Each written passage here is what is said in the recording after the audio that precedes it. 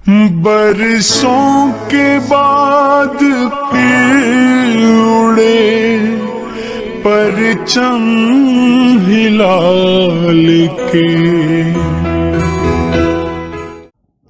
अस्सलाम वालेकुम।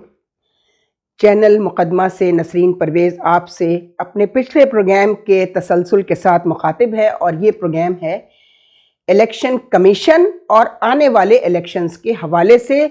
और मैं आज पहली बार अपनी इस्टेब्लिशमेंट जिसे कहा जाता है, जो समझा जाता है, जो है नहीं, और मैं अपने आर्मी चीफ साहब को, अपनी जो हमारी एजेंसीज़ के सरबराह हैं MI के और ISI के, मैं उनसे मुखातिब हूँ और उनको ये कहती हूँ कि बिला वजह की बदनामी, यानी खाया पिया कुछ नहीं, ये जो गिलास टूट रहा है छयाने का, ज़रा जिसको देखें कि काम सारा ये मोहतरम सिकंदर सुल्तान और वो जो जिनका झगड़ा चल रहा है, सुना है कि उन्होंने काम वाम भी रिज़ाइन कर दिया था वर्बली, जिसको सिकंदर सुल्तान ने अभी इसलिए एक्सेप्ट नहीं किया कि वो चालाकी ये कर रहा है, करना उसने वही है जो वो चाहता है, जो उसको उसकी पार्टी ने हिदायत दी हैं, लेकिन वो इंप्रेशन ये दे रहा है कि वो इस्टेब्लिशमेंट से मशवरा करके और फिर वो दूसरा सेक्रेटरी लगाएगा ताकि इसका लगाया हुआ सेक्रेटरी ऐसा लगे कि जी GHQ ने रखवा दिया। ऐसा तो कुछ नहीं है, ऐसा तो कुछ नहीं है। GHQ हरगिज इन मामलात में जो है वो इन्वॉल्व नहीं होता है। अब बताया जा रहा है कि जिस सिक्योरिटी इश्यूज पर उनका झगड़ा चल रहा था उमर हमीद खान के साथ, जनाब ठीक है, सेक्रेटरी सरबराह होता है उन तमाम इलेक्शन अफेयर्स का, जिसमें बहुत सारे, इसमें बजट भी, जिसमें जॉइंट सेक्रेटरी बजट का काम होता है, फाइनेंसेस जो है वो अरेंज करने के लिए इलेक्शन के हवाले से।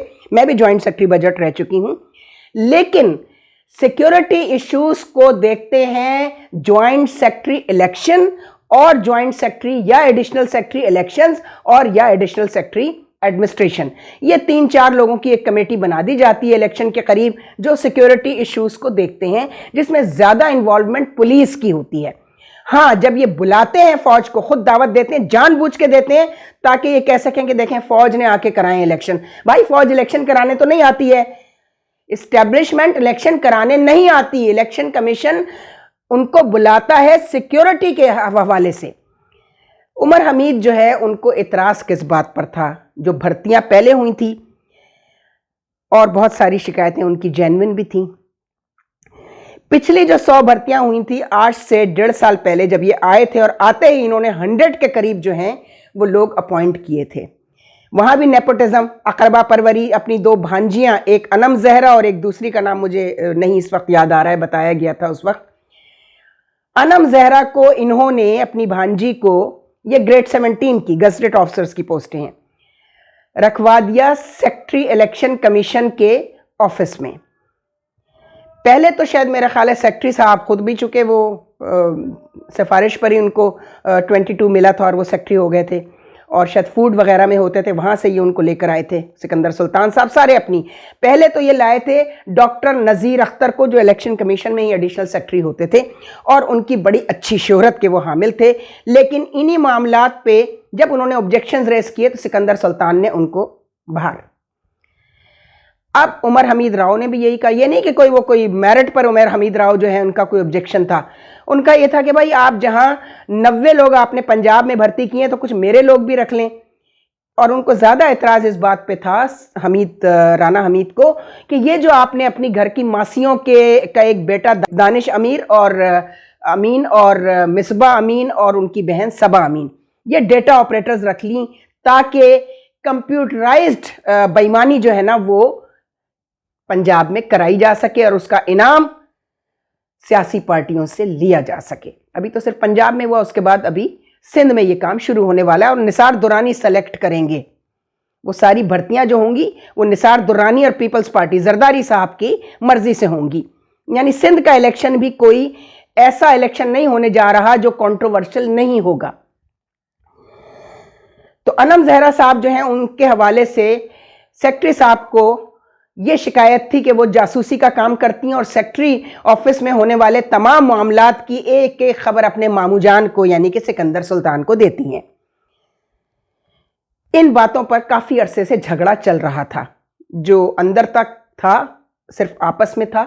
उसके बाद वो जब इलेक्शन कमीशन का इजलास होता था उसमें वो बिटरनेस जो है वो नज़र आ जाती थी, लेकिन अब खुलकर सामने आई, वो तलखियाँ जो हैं वो खुलकर सामने आने लगी। और शायद उमर हमीद ये डिसाइड कर चुके थे कि मुझे जाना तो है ही, तो मैं इजलास के पूरे जितने लोग इजलास में मौजूद होते हैं उनके सामने सिकंदर सुल्तान को एक्सपोज करके क्यों ना जाऊं यहाँ से।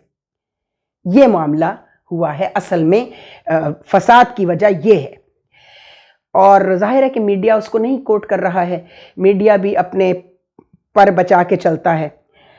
अब जिस काम के लिए इन्होंने जफ़र इकबाल, एक पुराना टेक्नोक्रेट है इलेक्शन कमीशन का, जिसे अपने सीने से लगा के रखा हुआ है सिकंदर सुल्तान ने, और वो भी मुस्लिम लीग नून के रखवाए हुए हैं, उनको शायद एडिशनल सेक्रेटरी लगाया हुआ है और अपने पर्सनल स्टाफ ऑफिस में रखते हैं सिकंदर सुल्तान साहब।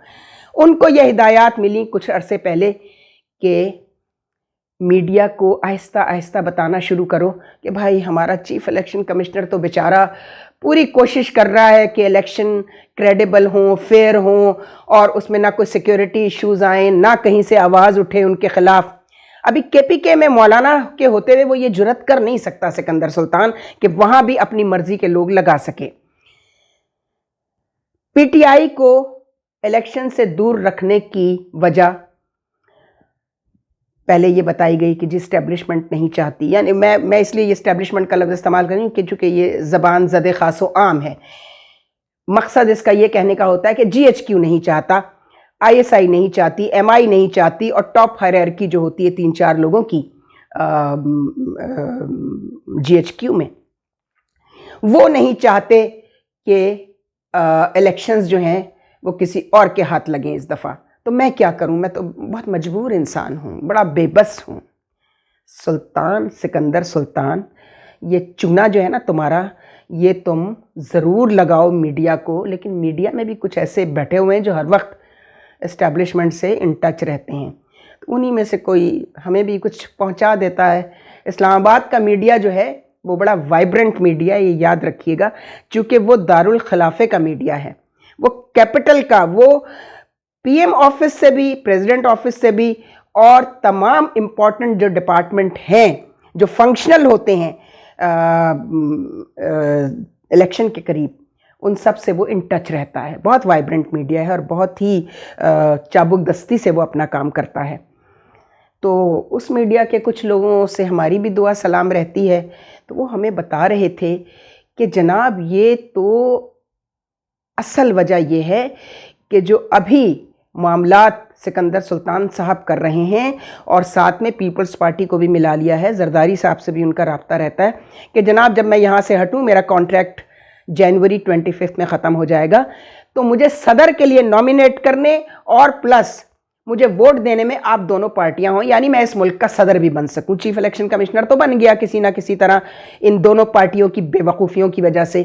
ये मुशाहिदुल्लाह यही कहता था ना, भाई हम क्या करें, आपकी पार्टियों ने कह दिया, अब पार्टियों को तो ज़ाहिर है ब्रीफिंग थी पहले से कि सिकंदर सुल्तान को लगा दिया जाए। 18th अमेंडमेंट के बाद ये शर्त तो ख़त्म ही कर दी गई थी कि कोई रिटायर्ड जज जो है सुप्रीम कोर्ट का वो चीफ इलेक्शन कमिश्नर बने। उससे पहले तो यही होता था, जो चीफ इलेक्शन कमिश्नर्स होते थे वो रिटायर्ड जज होते थे सुप्रीम कोर्ट के। मेरे ज़माने में तो खैर सर्विंग जज भी होते थे जो 2 मेंबर्स होते थे, एक जस्टिस जहांगीरी थे और एक जस्टिस शेख रियाज, और वो दोनों बाद में चीफ जस्टिस भी बने सुप्रीम कोर्ट के, लेकिन हमारे यहाँ वो एज ए मेंबर थे। और जस्टिस नईमुद्दीन जैसा आदमी, वो हीरा जो है, जस्टिस नईमुद्दीन जैसा आदमी तो मैंने देखा ही नहीं पूरी इलेक्शन कमीशन की 22 साल की हिस्ट्री में। मैंने जस्टिस नईमुद्दीन जैसा इंसान, और बेहतरीन जज रहे होंगे वो, अपने थे गवर्नर भी रहे हैं सिंध के, सिंध हाई कोर्ट के चीफ जस्टिस भी रहे हैं, ज़बरदस्त इंसान, टू द पॉइंट, किसी बकवास में नहीं, किसी पार्टी के साथ नहीं, किसी को किसी के कहने से ट्रांसफ़र पोस्टिंग करना, ऐसा कुछ नहीं किया उन्होंने। तो आज लोग उनकी इज्जत भी करते हैं और उनको याद भी रखते हैं, अच्छे नामों से याद भी करते हैं। वो बेशक थोड़े से चिड़चिड़े थे, ख़ास तौर पे ख़वातीन को वो बिल्कुल पसंद नहीं करते थे, उसकी वजह उनकी कोई और होगी। और जब मैं गई थी इलेक्शन कमीशन में, तो उन्होंने मुझे मेरिट होने की वजह से, वो मुझे उनका जो फ़ाइल देने का अंदाज़ था वो बड़ा मुझे फ़नी लगता था। वो मेरी तरफ देखे बगैर मुझे कहते थे ये लो जाकर ये दे दो प्रेस रिलीज़। फ़ाइल मेरे हाथ में होती थी और नज़रें उनकी फ़ाइलों के ऊपर होती थी, किताबों की। यानी फिर एक दिन मैंने उनसे कहा भी, मैंने कहा सर आप मुझसे इतने खफा क्यों रहते हैं? कहते हैं नहीं बेटा, बात यह है कि मैंने मेरिट देख के मैं कुछ कर नहीं सकता, मैं मेरिट के आगे बेबस हो जाता हूँ। तो तुम्हारा मेरिट था, तुमने टॉप किया था, जो हमारा पोस्ट एडवर्टाइज हुई थी उसमें 400 कैंडिडेट्स में। फिर वाइवा में तुमने यहाँ पर 3 लोग थे और सभी ने कहा कि नहीं ये रिजर्व करती हैं इस पोस्ट के लिए। तुम्हारे 100% तुम्हारे मार्क्स थे वाइवा में भी और रिटन में भी। और बतेरी कोशिश की उस वक्त पीपल्स पार्टी ने, फरतुल्लाह बाबर के एक बहुत ही चहीते इंसान थे पीपल्स पार्टी के, उनका नाम था अफजल खान, वो एपीपी में काम करते थे और उन्होंने पीपल्स पार्टी के ज़रिए वो घुस गए और वो मौजूद थे। टेस्ट में फेल हो गए थे, वाइवा में भी फेल हो गए थे, लेकिन वो लगे रहे। जब उन्होंने देखा यहाँ तो मेरिट पर रख लिया गया है तो उनको अंदाज़ा हो गया था कि जस्टिस नईमुद्दीन के होते हुए कोई पार्टी अपना कोई बंदा यहाँ पे नहीं रखवा सकेगी, लेकिन वो लगे रहे।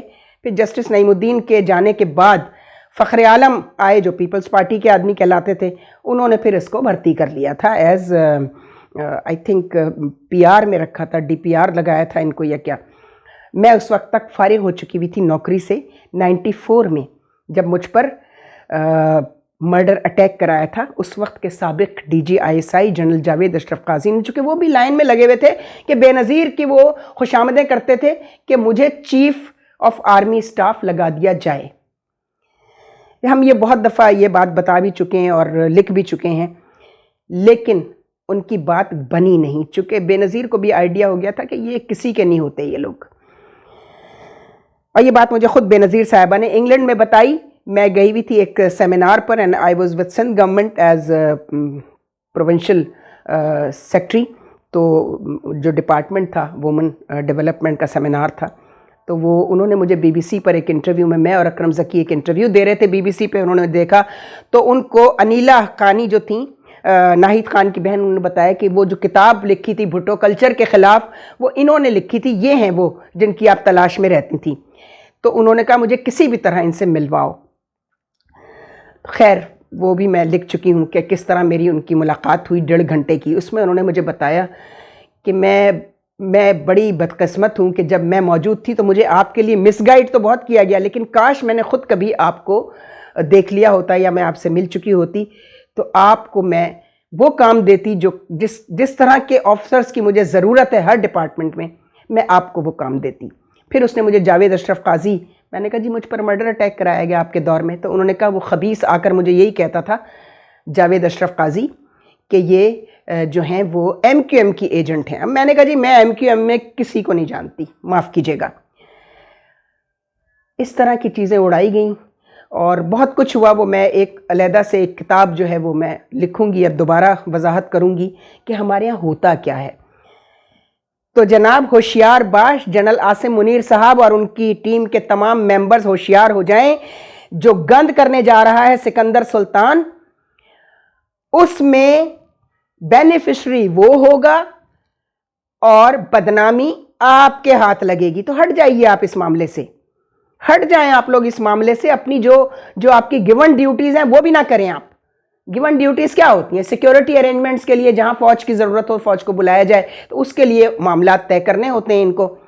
मेरी हद तक तो मुझे यही मालूम है और मैं इसका ख़ुद एक तजुर्बा कर चुकी हूँ बलूचिस्तान में एज प्रोविंशियल हेड। तो जब चावल पकाए जाते हैं, देग तैयार होती, तो एक ही दाना देखा जाता है ना कि गल गया या नहीं। चावल का पूरी देग उलट के मुँह में तो नहीं डाली जाती। तो बस वो एक प्रोविंशियल हेड की हैसियत से, और मेन जो इलेक्शंस होते हैं वो तो फील्ड और डिविजन्स के फील्ड ऑफिसर्स जो होते हैं वो इस सिकंदर सुल्तान से बहुत ज़्यादा काम जानते हैं, और ये जो मेंबर्स रखे गए हैं इनसे कहीं ज़्यादा काम वो इसलिए जानते हैं कि वो they are trained for this purpose. इसीलिए उस वक्त हमने एक मुबशिर लुकमान के हवाले से मैं आपको बताऊंगी, मेरा एक सोलो इंटरव्यू था, दुनिया टीवी था या ARY था गालिबन, उस पर तो मैंने वह बता दिया था कि अकेला इलेक्शन कमीशन कंडक्टर नहीं होता, और भी 3 स्टेक होल्डर्स हैं, उनके जिम्मे बदनामी क्यों नहीं आती? बदनामी हमेशा इलेक्शन कमीशन के जिम्मे क्यों आती है? क्यों कि जो टॉप हायरार्की होती है इलेक्शन कमीशन की वो बायस्ड भी होती है और वो पॉलिटिसाइज भी हुई भी होती है। जैसे कि इस वक्त सिकंदर सुल्तान पॉलिटिसाइज हैं, एवरीबडी नोस कि वो मुस्लिम लीग नून के, जबकि चर्चा मीडिया के जरिए ये हो रहा है कि जी आसिम मुनीर साहब ने तय कर लिया है कि नवाज शरीफ को हुकूमत में लाना है। ऐसा कुछ भी नहीं है जो मुझे नज़र आ रहा है। गैब का इल्म अल्लाह को है, लेकिन मैं अपने तजुर्बे और अपनी पर्सनल ऑब्जर्वेशंस की रोशनी में ये सब अपने नाजरीन को बताना ज़रूरी समझती हूँ कि अपने दिमाग को साफ़ करें, अपने अक़ल को इस्तेमाल करें। अपनी अक़ल को, अल्लाह ताला ने आपको इसीलिए अशरफुल मखलूक़ात बनाया है, वो ब्रेन की बुनियाद पे नहीं, विजडम की बुनियाद पर बनाया है, अक़ल की बुनियाद पे बनाया है। अक़ल इस्तेमाल करें और देखें कि इलेक्शन कमीशन जो है वो करता क्या रहा है और बदनाम किसे करता रहा है। तो बेशक नवाज शरीफ साहब ने कुछ काम तो किया है पंजाब में, और शहबाज शरीफ ने की एडमिनिस्ट्रेशन बड़ी अच्छी समझी जाती थी, और नवाज शरीफ के एक आध काम जैसे मोटरवे वगैरह उनके खाते में है, तो वो उन्होंने काफ़ी अच्छा काम किया था। तो हो सकता है पंजाब में वो इलेक्शन फेयर होंगे भी, तब भी क्रेडिबल नहीं होंगे। ये याद रखिएगा, इस दफ़ा के इलेक्शन अगर होते हैं तो क्रेडिबल होने के बावजूद क्रेडिबल नहीं नजर आएंगे। जैसे शाहिद मसूद एक बात करते हैं, मुझे बड़ी पसंद आती है, वो कहते हैं सुना है कि इलेक्शन हो रहे हैं लेकिन होते हुए नजर नहीं आ रहे। और उसकी वजह यह है कि जो तय कर लिया है सिकंदर सुल्तान साहब ने नून लीग के साथ मिलकर, तो इसी बात पे गालिबन हमीद का झगड़ा था, और हमीद को उन्होंने ताना भी दिया कि तुम तो खुद उनके मिले हुए हो, हम होते हैं डीएमजी ऑफिसर जो मुल्क चलाते हैं, तुम कहां से आ गए हो। सबसे लास्ट ग्रुप में तुम्हें इसाक डार ने ग्रेड 22 दिलाया और तुम सेक्रेटरी बनकर बैठ गए, और उसके बाद तुम यहां आ गए। और काफ़ी तल्ख कलामी हुई जो बाहर खड़े हुए नायब कासिदों ने भी सुनी, जो दूसरे लोगों तक भी पहुंची। एक नायब कासिद दूसरों को बताता है, एक पीए जो है वो दूसरों के पीए को बताता है, और इस तरह इलेक्शन कमीशन में वो तमाम मामलात जो चीफ इलेक्शन कमिश्नर और सेक्रेटरी के दरमियान तन्हाई की गुफ्तगू होती है, वो फैल जाती है पूरे इलेक्शन कमीशन में। तो जनाब देखिए, मैं मुखातिब हूँ जनरल आसिम मुनीर साहब से कि खुदा के लिए अब इस इदारे को के ज़िम्मे वो बदनामी नहीं आनी चाहिए, यानी वो जुर्म जो उन्होंने नहीं किया होता वो उनके खाते में डाला जाए मीडिया के ज़रिए, और मीडिया को अलग अलग बुलाकर यही ब्रीफ किया जा रहा है, भाई मैं क्या करूं, जो इस्टेब्लिशमेंट जो GHQ चाहता है मुझे तो वो करना पड़ेगा। सिकंदर सुल्तान साहब, चूरन आपका काफ़ी बिक चुका है। हमारी सिफारिश ये, हमारी कोई औकात नहीं है, कुछ भी नहीं है हम, लेकिन हम कभी भी नहीं चाहेंगे कि मुल्क में अगर कोई फेयर इलेक्शन हो रहा है तो उसको ये डिक्लेयर किया जाए कि जी इसमें तो ये पार्टी जो है इसने इलेक्शन कमीशन को खरीद लिया था। ऐसा कुछ नहीं है, ऐसा कुछ नहीं होना भी चाहिए। खरीदा है ज़रूर, लेकिन टॉप हायरार्की को।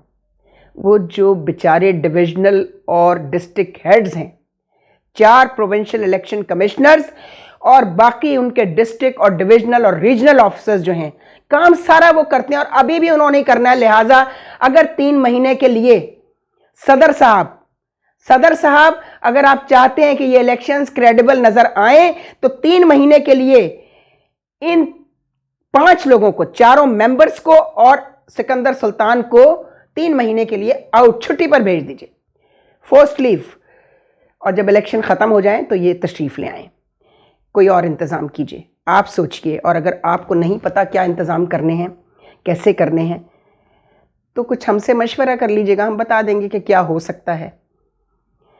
खुदा हाफिज। अफसानाए हस्ती हम अपने आका को सुनाए जाते हैं,